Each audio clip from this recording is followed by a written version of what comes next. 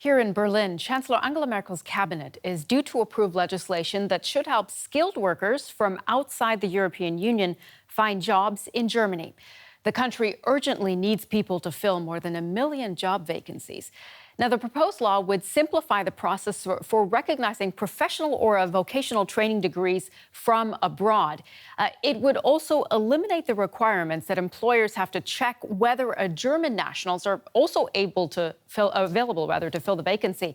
And it would allow qualified non-EU nationals who do speak German to live in the country while they look for work. But what about asylum seekers? Should qualified migrants who've been denied refugee status be allowed to stay if a company wants them? DW's Yalda Zarbach met an Iraqi who has skills and wants to use them here in Germany. Firas Al-Kafaji is nervous. He has to give a presentation to the whole team today. The 40-year-old Iraqi is an apprentice at an IT company in Cologne. Like most of his colleagues here, Al-Kafaji has only lived in Germany for a few years. They hail from Syria, Iran and Iraq, and they all came to Germany as refugees. This is a great chance for me. It's difficult to get a job training position here. 3 years ago, Al-Kafaji's request for asylum was denied. His official status since then has been what Germany terms tolerated right to stay. This apprenticeship will give him a chance of staying longer. The skills he's learning are in demand here. There are 80 to 100,000 positions in the IT branch alone that cannot be filled due to a lack of qualified workers. Up until now, the problem was if you get someone who's not European, then there is a risk that they are not going to be able to stay. At the end of the day, you need a visa. And what am I going to do if they don't get a visa? Or if I have a job to fill, but a German or a European has to do it? Then the whole process was a waste of time. Germany needs immigrants, otherwise its economic growth will slow down considerably. Experts estimate that in around 10 years there will be a shortage of 3 million trained skilled workers. The new immigration law now is designed to address this problem to make it easier for skilled labor from outside of the EU to move here. But still some questions remain. How will the new immigration laws affect people working in Germany whose asylum requests were denied? They may be granted a tolerated right to stay status for another 2 years, yet there is still a stark demarcation between those seeking asylum and the migration of trained professionals to Germany. We're a small company, and if after 3 years we were told a colleague has to return to his or her country of origin, that would be a setback, not just financially or from a business perspective, but also personally. Osama Bitar from Syria is the newest instructor. He has been under contract as an IT specialist since April. Al-Kafaji is his first apprentice. He still has 1 year to go and hopes all will go well. To complete my training and get a job and stay here in Germany. That would make me really happy and satisfied.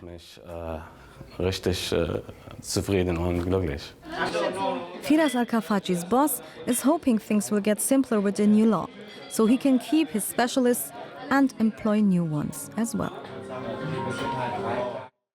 Our political correspondent Hans Brandt is with us for more on this story. Hi, Hans. Good morning to you. Let's talk about Firas, who we saw there in that report. Yes. Will this legislation that the cabinet is set to approve today here in Germany make it easier for people like him to stay in this country?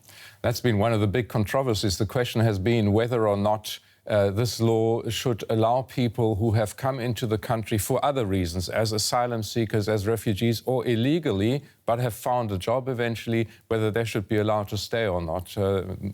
I think what will happen, we don't know the exact terms of this law yet, but so far the proposals that we have seen, there will be some clause allowing these people to stay. And in fact, at the moment, they're already being tolerated. Their status is one of being tolerated more or less indefinitely. So in effect, these people will be allowed to stay, I think, yes. And we have heard from German companies time and again that there is a need for skilled workers. Which industries are experiencing a shortage? I think what we talk about most often is engineering jobs and computer jobs, IT jobs. These are the companies that are most desperately looking for people, for workers, but also within things like hospital work or old age care. There's a big need in Germany. So it's really right across the spectrum of German employment. And this legislation would allow skilled workers in the country, also from non-EU countries, we should say. Why is the issue of migration so controversial politically here in Germany? Well, there's been a discussion, especially on the side of conservative parties, of the Christian Democrats, Angela Merkel's party, to say that Germany should not become an immigration country, one of these classic immigration countries that would normally be, you would think about countries such as Canada or Australia or the United States, who have been pulling in people from across the world really since the countries were founded. And Germany has not been like that, and the Conservatives have been saying that they would like to preserve kind of German identity within Germany. But they're really fighting a rearguard action here. The situation is such that Germany really does need such skilled workers, and that in fact a very large number of people, maybe 30 or 40% of people living in Germany today already have some kind of foreign background.